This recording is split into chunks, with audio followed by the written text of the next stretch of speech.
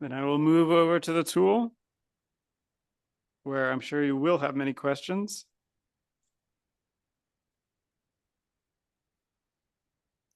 You'll see that it looks very familiar. I think as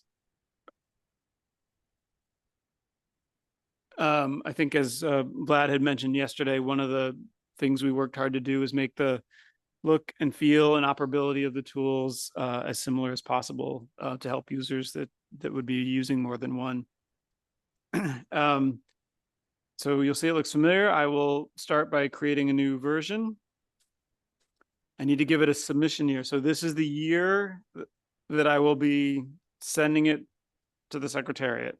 So I'll say 2024 because I know we're all trying to do that. And then this default version is just whether or not it's the version that everybody's working on by default if you have multiple users. So first we're asked questions about flexibility. And the first is, do I want to use flexibility? So I'm a developing party, so I will say yes, and then I can see what the options are.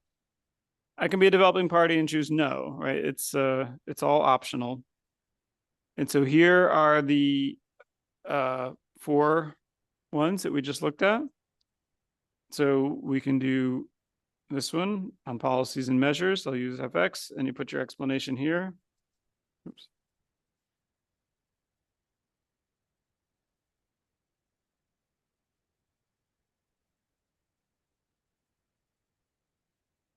And this will then be, everything essentially gets transferred to the reporting tables when we generate them. So you'll see if I turn this next one on, that makes the projections go from a shall to a should. So the other parts get grayed out because I'm not going to be asked any more questions about projections. I want to show you projections, so I will turn that off. So this one allows you to have an earlier endpoint for projections. And then this one allows the use of FX essentially anywhere in the projections table. So I will use those. And you can see here, I think most of you figure this out on the GHG tool, but it's giving you the 5 steps that you need to take of information that's required in order to build the version. And so the green is the one you're on, and when they're hollow, it means it still needs information. So I can either click directly on this, or I can hit the next to go to the next one. Sorry, green's when they're complete. Blue is the one you're on, but is not complete. So you can see now this is complete. It's green, it says complete. And so now it says, would you like to specify the years for which emission reductions will be reported for policies and measures? I'll say yes. So when you report, if you report your estimated impacts, you can choose which years you report on. And in the MPGs, it mentions both achieved years and expected years without providing a definition. So most people seem to understand this to mean that the achieved years are in the past and the expected years are in the future. But you can have your own interpretation. But we won't let you do achieved years in the future. We have determined that achieved years can't be in the future. So it won't let you choose a future year. And it's the nearest. We put ones in there to the nearest 0 or 5, but you can always hit this custom name button and put any year. And so for expected, you can actually choose past or future because, again, this wasn't clearly defined. So I'll say 2030. I'll match the NDC. I can say next. Now the greenhouse gas inventory information. So this is that question about which inventory will I use to populate this version. Let's see if there's one here. It gives you a list. You can see there's one here. So I could actually choose this one right now. In the GHG tool, there's a place to select ones to make available in this tool. And so the ones that have been made available by a GHG user in your party would show up here on the list. So I am not going to pick that because I don't know what the last inventory data year is, because it will also grab the information about what's the last year in that. I want to make sure my last year is 2022. So I'll enter it by hand. So essentially, if the inventory is not ready, you can give it the last inventory data year. And then eventually when the inventory is ready, you come back and you give it the inventory.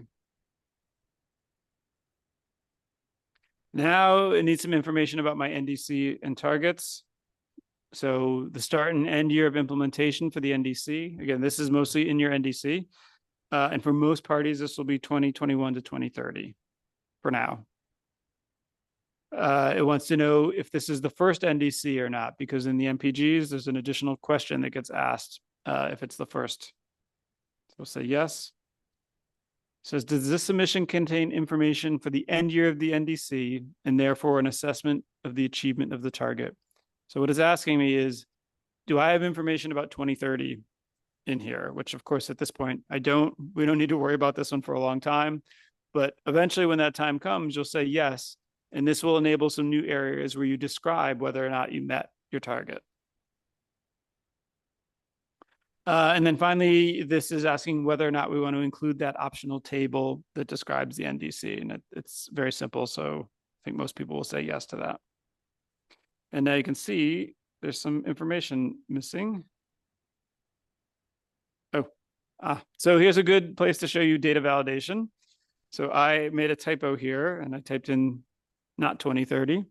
And you'll see it's giving me an error. And I'll just to show you, if I try to put 2020 here, that won't work either because I can't have a start year being later than the end year. Okay, and so now I can say next. And I get to projections. I'm going to turn on this with additional measures. This end year projections question. So you'll see it's only giving me 2040. That's the earliest year I can pick, or I can pick 2050 or another one.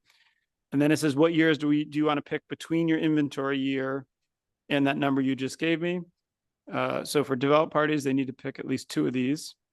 But I'm going to go back and turn this on. So I'm turning that flexibility on for paragraph 95. And now 2030 is available to me. So I can pick 2030. All right, so that's showing you the impact of what that projection setting does, flexibility setting. And now I'm all done. Those are the only questions I need to ask to get started, answer. So I say go to data entry.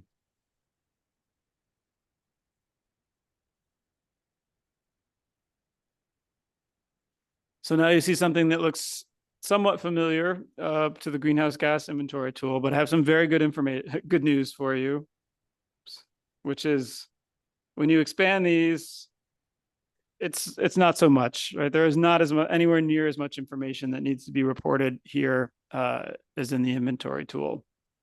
And so we will go through, I will show you each of these main, really three areas, because the GHG emissions we don't have to worry about.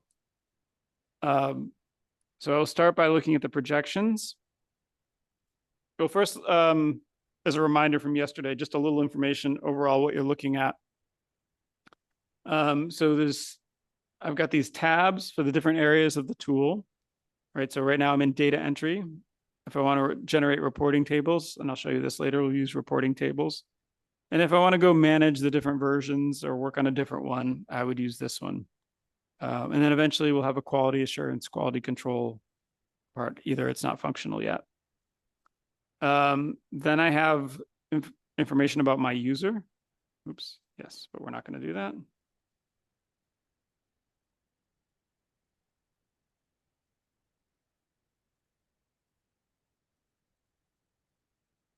A menu here that lets me switch between the different tools. I have my version number up here. So again, like Nashib, I belong to the XYZ party, but for you, you would have your party here. The reporting NDC, which is good because I'm in the progress tool. So that's telling me I'm in the NDC progress. My reporting year, 2024, and then the version number. And it just keeps incrementing the version number every time you make a new one. The status that I'm started, and some information over here that the data is synchronized, and then I'm online. And again, unfortunately, because we are displaying through the Zoom meeting, I can't take it offline and show you because it will drop out of the Zoom meeting. Is there a question?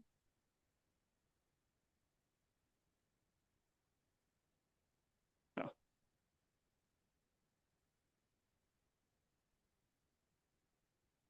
Oh yeah, one of you can try to go offline. Yeah. And see how it works. But maybe when we're doing an exercise and walking around, I can show you what it'll do. And so now we've got, moving down here, we've got the navigation tree and then the data entry grid. So when I select something in the navigation tree, it opens the data entry grid. So I'm looking at my projections.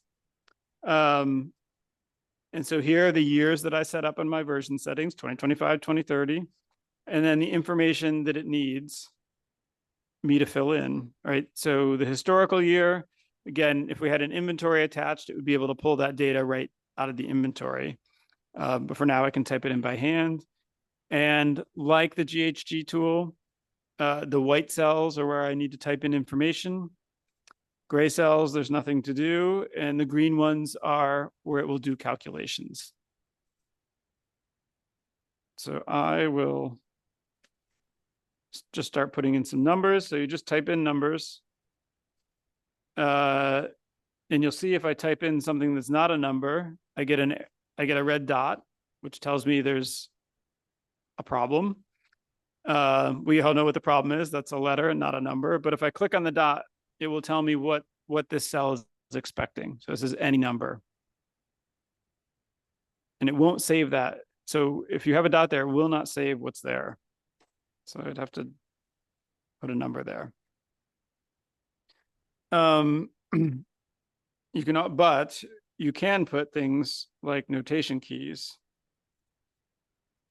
Right, so those are accepted. Those are very special characters that are accepted. And because I have flexibility on, it will take FX there as well. Let me go down and just enter a few numbers here so you can see the totals that it's giving you. And down here, so now I'm looking at my projected emissions by gas. And you can see I have a total down here. This is the total that will go into the reporting tables. But if for some reason, for a very good reason, your numbers don't actually add up to the actual totals, you would explain that, you can go in here and change them. Right, so you can overwrite the total. Now you can see it's brown. It's telling me that I've overwritten that so that I know, so it won't change if so if I enter a number here. All right, that wasn't supposed to happen. It's not supposed to overwrite that. We'll make a note of that. So that's, again, functionality on showing you what the colors are doing and that you can overwrite the total so that you can have the numbers you want in your submission. Some of the other things that you can do here, if you have a sector or gas that's not defined. So these are the sectors that are in the MPGs, but we have the ability to add a new one. Call this new sector. I can add it. And now you can see it shows up as new sector. So you can add these and you'll see these numbers will be included in the totals. But this would be a very good reason why the totals are overwritable, because you might be putting a sector there because it's very significant for your country. So let's say oil or gas production is a big part of your economy and you want to show separately the impact that, but it's also going to be included in energy.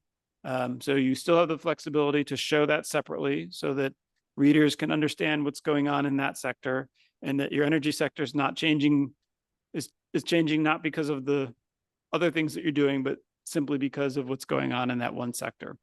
So you can put as many additional sectors as you want, whether or not they're included in another one, and you adjust your totals to account for that. So now I'm going to show you how to export in Excel. So I've got this export button here. Okay, we will save that and open it.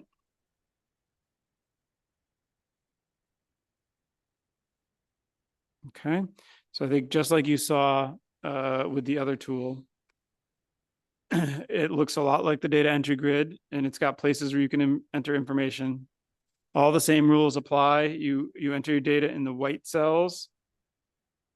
So let me enter some data here. Oops. First, I have to enable editing.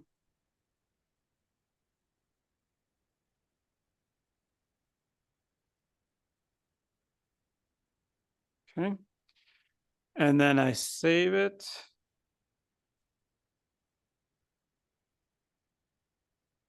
Unfortunately, I have part of the Zoom thing covering my save button. Okay, and so now I can come back to the tool. And just like with the GHG, I can import that.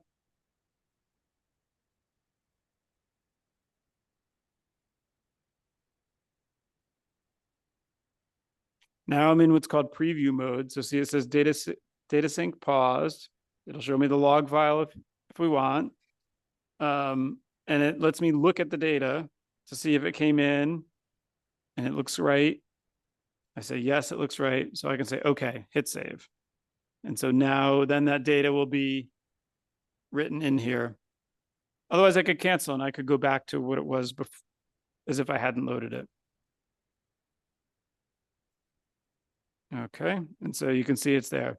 So that's one way to work with Excel. So especially, I think for projections, a lot of the software, projection software, does its output in Excel, and so you can move the data right from there.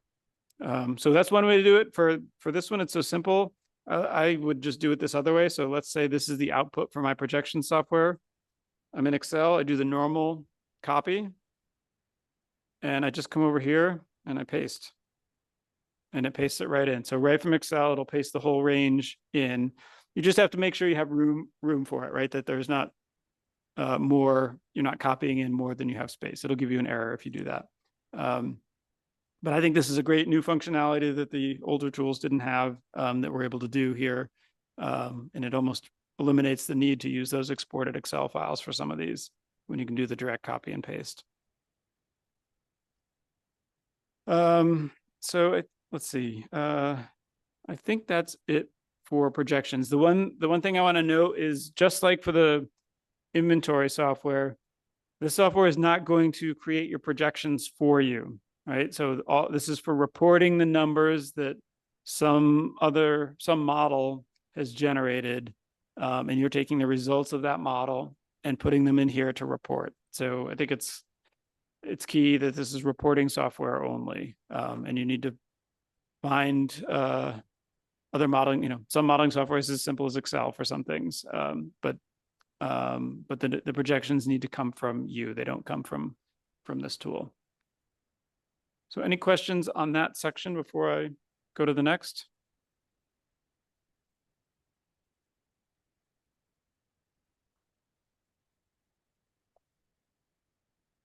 Okay.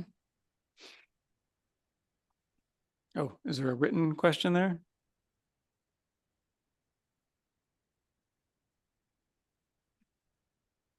There might be a question in Zoom. No, okay.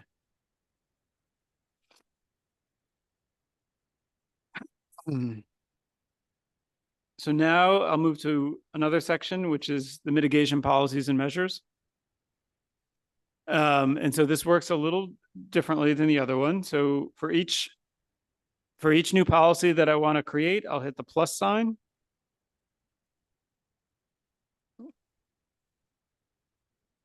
Okay. Just going to pause a second to see if they finish up there.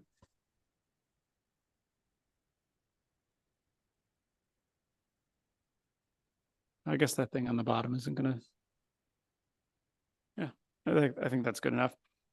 So now I'm going to create a mitigation policy. So let's call this solar PV. So I'll add it. See now it shows up. So the mitigation policies show up as items in my navigation tree. So let's make another one. Energy efficiency.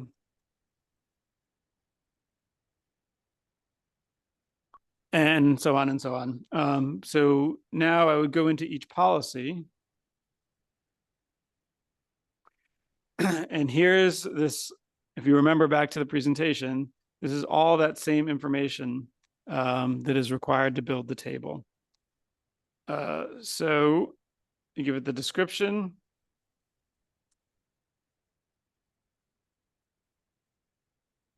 The objectives. So this is the goals of the program, the type of instrument. So here you can choose regulatory, financial, economic, or other. But there are a few different kinds of drop downs here. So I just want to distinguish between them. So this one will let you add custom names. So because in the MPGs, it says that other ones are allowed. You'll see there's some other ones where the MPGs are very clear. It has to be one of these three and no others. So in fact, these are already custom, so I can delete them. So now I can add one, say financial, add it. It's automatically selected, and then I apply. So now the information from that dropdown goes there. And I can also, this can be a multi-select because you could have a program that has actually multiple aspects to it. Now the status can only be one of those three, and it can only be one. All right, it can't be both planned and implemented. And again, this is per the MPG. So we've tried to build the requirements of the MPGs into the tool. Sectors affected. You just choose them. Gases, and it's the same thing. You can add your own gases here. Start year. So 2018. Implementing entity. So here this list will start empty for you, and then you add in your entities. So something like Ministry of Energy or Ministry of Environment. And that way you don't have to type it each time. And more important, that way it's exactly the same, spelled exactly the same way each time, right? So we require you to build these lists so that we have consistent data. And there's a couple optional things in here. You can identify whether or not it's included in the with measures projections, and that will put a little asterisk on it when it generates the table. And for some parties, they actually have their own internal numbers, how they track them. So if this was like energy, but you don't have to use this, but it's there for parties that do, so they can keep that same tracking. It won't show up in the reporting tables. And then finally, the estimated impacts. Because I have flexibility turned on, I can say FX here, and it will accept it. And that's how you fill in the information for a policy and measure, which all looks easy, except the description and objectives are typically quite a bit longer than that, right? In particular, the description needs to really describe what that policy is. And I'm sure from your BURs, you're familiar with that degree of information. So another functionality I wanted to show here is, if I click on this, you'll see I have these three tabs at the bottom. And so this lets me add, in particular, custom footnotes. So if there's something about this information that doesn't adequately describe the situation, I put a footnote, right? So I can say partially implemented in 2018, partially in 2020, right? So whatever it is, if you can't describe the situation adequately with the tools that are there, you can always put a custom footnote. When you generate the tables, it'll put a little subscript number on there, and it'll put the footnote at the bottom of the table. So here, I can't emphasize enough, as someone who's participated in many, many reviews of existing reporting, that the more you explain and make things clear, the better it is for everyone. And so I think this is a good tool. These footnotes in particular are a good tool to help you do that. And then you also have things here for, oops, sorry, I have to hit save. Cancel. I guess I have to confirm.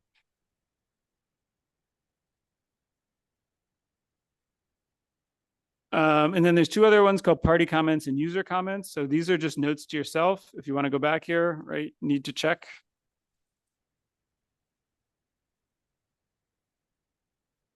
And so when you come back a month later, you can go see that note to yourself again. And if you have multiple users at your party, this is how you write a note that other people in the party can see. Neither of these two things will ever show up in the reporting tables. These are just tools to help you work.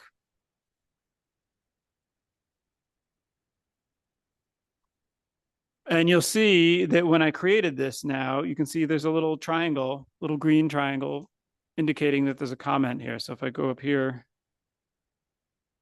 I say, there's a comment there. It's just like Excel, right? So there's a comment there, so I can click on it, and then I can bring this up. And again, it puts a corresponding triangle here to tell me where each one is. There's also a documentation box because it's in the in the decision tables that lets you put any other information that you want to have appear at the bottom of the table. I think in most cases, a custom footnotes will cover it, but if there's anything else that you need to put an explanation for, you put it in here. And again, we've tried to be very clear. This information will appear in the reporting tables. Right, so this is where you put information that you want others to see. If you come over here, same thing. Party comment, this information will not appear in the reporting tables. Custom footnote will appear in the reporting tables. So hopefully that helps users understand what's going to happen with that information.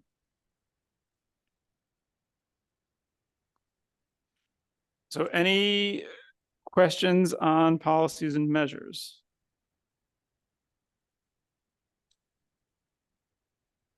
None. Okay. So next I will walk through the structured summary, the NDC related information.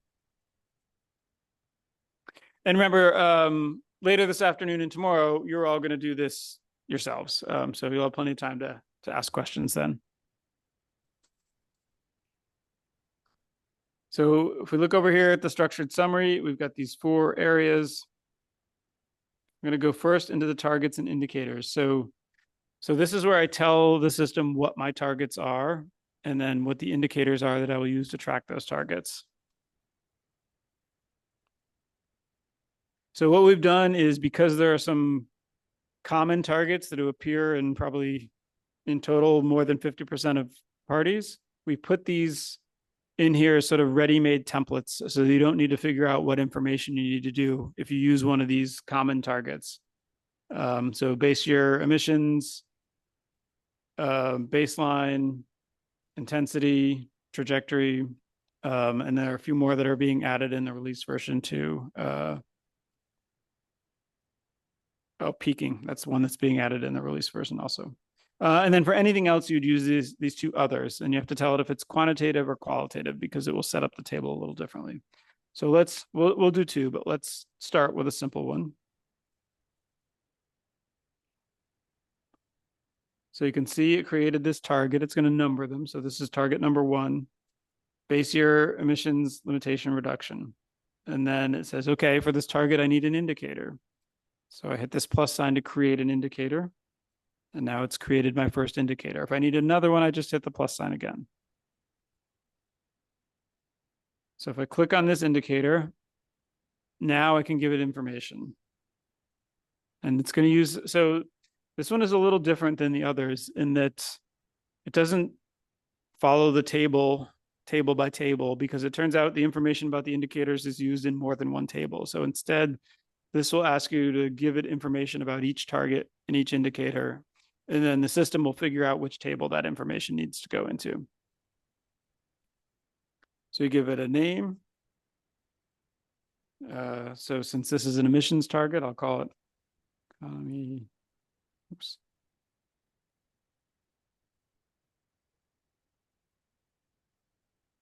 Still I'm spelling everything wrong, but close enough. Oh, it's terrible. Fortunately, you can go back and edit, of course, so maybe I'll fix that. Okay. And then a description. So we could say this.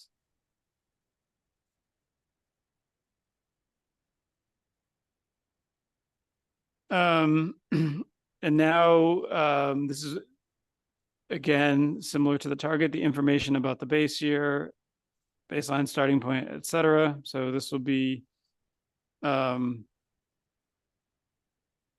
the starting point is 2020, yeah, 2020 emissions.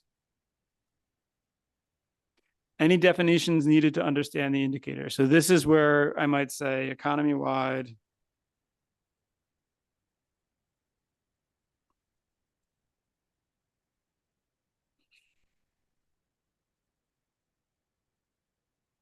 excluding. So because you can self-define these, and I know of at least one party that has done this, we say economy-wide emissions does not include LULUCF sector. And so when we say economy-wide, this is what we mean. So the definitions is the place to clarify that. If there have been any updates to the or recalculations on the GHG inventory, so you could say, yes, 2020 emissions were recalculated in the 2022 NIR. And then finally, the relation to the NDC, you would say we're tracking emissions. Target. Okay. And then, sorry, I forgot to put the target. So similar information for the target. So we say primary target, GHG, reduce GHG emissions, let's say 20% by 2030 compared to, right, you describe the target. That's a fairly common one. So, but then it needs the numbers because it needs to build the table. So the target year is 2030 and the base year is 2020. And then it needs to know the base year emissions level, or the target and the base year level. So let's say I'll make this easy. I'll make the base year 100 and the target 80, right? So that's 20% below. So now I've given information about my target and my indicator for that target. And now here's the tracking progress grid. So it's going to track everything within your NDC up to the current data year, right? So our NDC started in 2021, so it's got information there. And our GHG inventory last data year was 2022. So it wants information about this about progress to this target. So here's my indicator with my very good description. And so I would put the level, let's say, is 99, and the level here is 95. Right, so this is just, you put the emissions level. This is the tracking progress, right? So again, for an emissions-based target, it's just the emissions, and this table will grow 2 years bigger every year until you get to 2030, right? And then it's done. There could be a different emissions here. It's when applicable. So in this case, it's the same, but this would be, no, it's not the same actually. Well, depends on the NDC, but this is where your emissions would go. It would be the same in this case. And then there's also, you can add if you have any supporting information. So for example, some parties like to also show this in percent change. And so here you could say percent. So here we could say -1. Here we could say -5. I don't know why. I'm going to find out why it's not accepting that. Only positive. All right, there's another bug we have to report.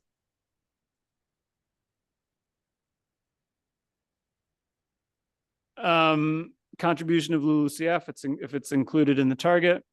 And now, however, this looks simple, and it's relatively simple for an emissions-based target. However, if you want to report participation in market-based mechanisms, right, ITMOs, there are all these other reporting requirements that may need to be filled in. So if I select all these, Now I'll get the additional fields. And the text is cut off there, but if you hover, you can see it. So this is all the information that makes that table, if you've looked at that table 4, that makes that table 4 so much bigger. And so if you need to report information on ITMOS, this will all, as appropriate, need to be filled in as well. Again, as you go along year by year. So that's how you do the tracking progress. And then the other important part is there's also progress made. So this is your qualitative description of progress made towards that NDC. You can say emissions reduced 5% in 2 years, on track for 20% reduction. Whatever you'd want to say, right? But that's your assessment of progress.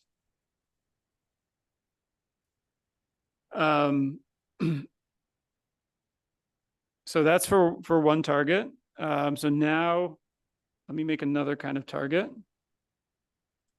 So now let's do another quantitative.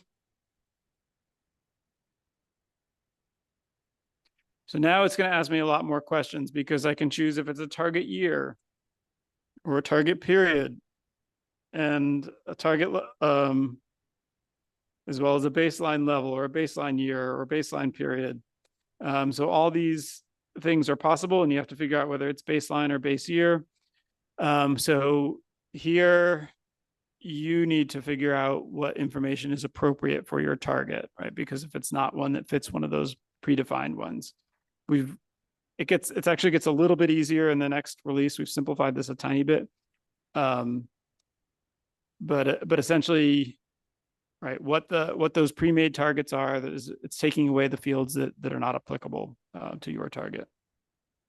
So I won't go ahead and make the whole one, but that's what the other ones look like for anything that's not met by those pre-made ones. And just to look at some of the other information that's required to do the structured summary. So you have your definitions. So if you have a sector or category that's different than in the inventory report, you can say, yeah, energy does not include something. If there's definition needed to understand the mitigation,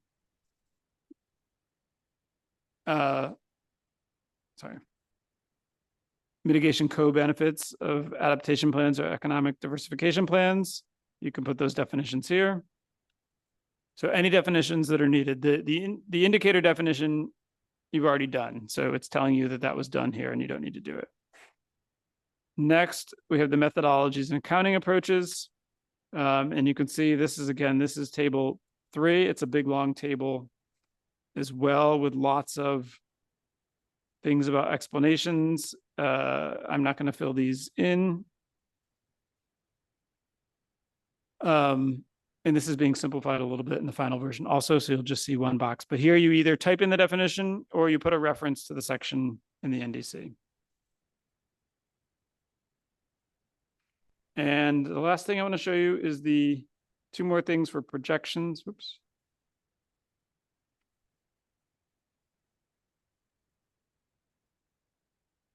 Since we're talking about the targets and indicators.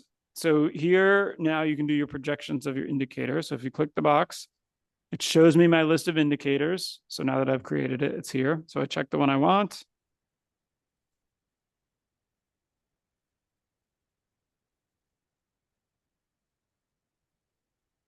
And now I can type in the numbers for what that indicator will be in the future, right? Oh, well. And this will go to build that table.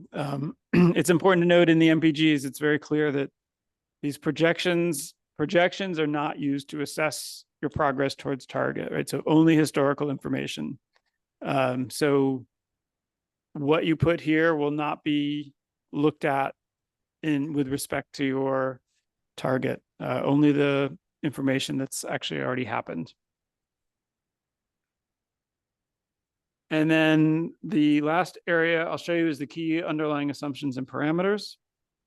And so this is that information that went into producing your projections. So we give you a big long list to choose from. So I could pick GDP, population, number of households. So I can pick as many as I want. And when I click them, it puts them all here. I pick the unit, I can make my, well, let's just pick, did I get this right? SOM, is that right? Yes, okay.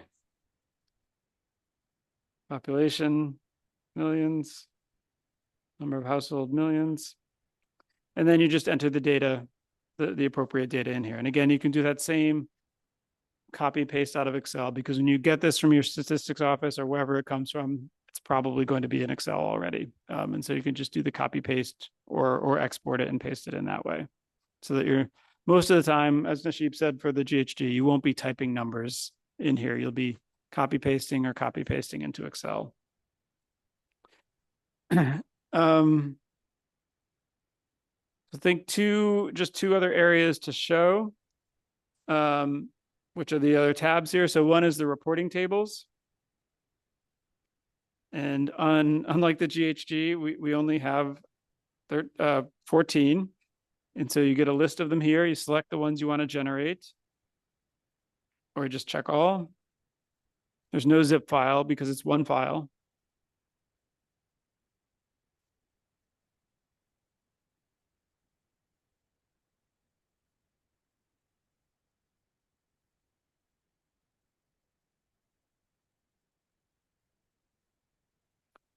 And so here are my, right, so this is eventually what would be submitted as your CTF file. There's an index sheet, and then there are the individual tables. Some of these are not fully implemented yet, so hopefully some of these will have data in them. All right, so you can see there's my tracking progress, my table 4. Because I have multiple targets, it creates one for each target. That's per the MPG or per the decision. Here are my 2 policies and measures, right, with all that information. My projections table.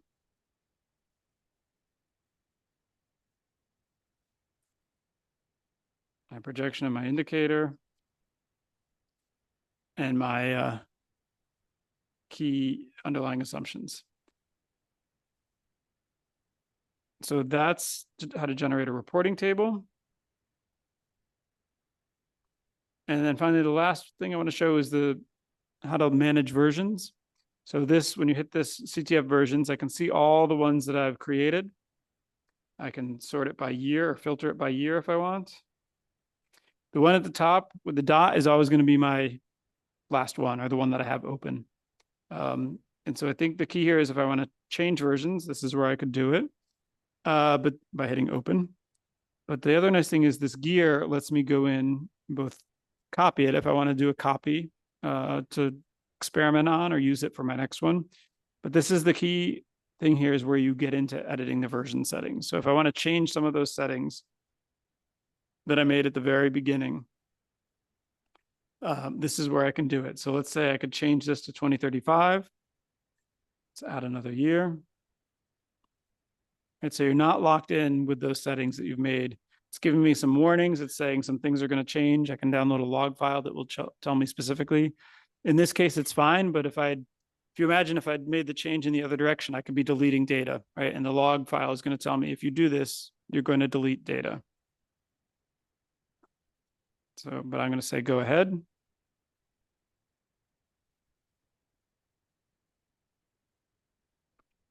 And if we look at our projections, we can now see they go to 2035, right? So that changed, took effect. So I think it's key to remember that those settings can be changed in the future. And some older systems, you were locked into them. And that's it, I think, that I have to show. Any questions?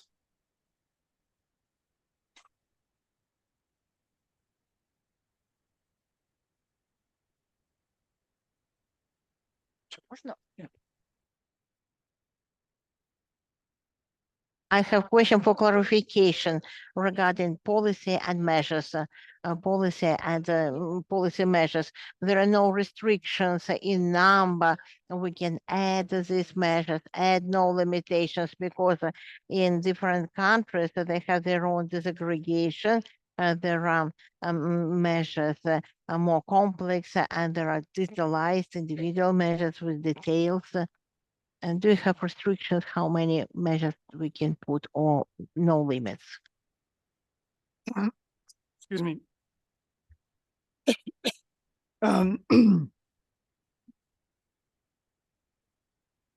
So there's no limit on the number of policies and measures, and we've designed around the limits or to make sure that we could handle the maximum that we're getting now in the developed country party reporting. And so it's been tested with 400 policies and measures. So there's no limit to that. We are, for the June release, there will be a tool that will let you import a single Excel file with all the policies in it for parties that have more than the number that you'd want to create manually here, which would probably be in the range of 20 maybe. And so for parties that have 50 or 100 or hundreds, that import tool will let you do it all in Excel first and then bring it in. So I hope that answers the question. And I think just in terms of estimating emissions, just from experience, one thing that parties will do is, because certainly it can be very difficult to estimate the emissions reductions impact of a single policy. For some, it can be very easy, but others, it's extremely difficult. And so what a lot of parties do is they will, in particular, because they're overlapping effects, right? So if you have a tariff on vehicles that's based on efficiency, fuel economy, and you also have a tax or another policy that impacts vehicles, how do you figure out which one of those caused the change, right? So what a lot of parties will do is they will bundle up some of their measures into a higher level one that's easier to analyze, and they'll create an additional policy that says the bundle of these 5 policies together, only for the purpose of estimating the impacts. And so when you do that, so rather than reporting an estimated impact here for the individual ones, you put IE, which means included elsewhere. And then ideally you put a footnote on here and say which one that's included in. So I think that's a much easier way, especially for parties that are getting started on doing estimates, to be able to provide at least some estimates of the estimated impacts of their policies. And we've tried to build the tool to give you the flexibility to allow that. So I guess that's my very long answer of saying there's a way to put a policy in here that's not actually a policy, but it's a group of multiple policies, and it can be a very efficient way to do that.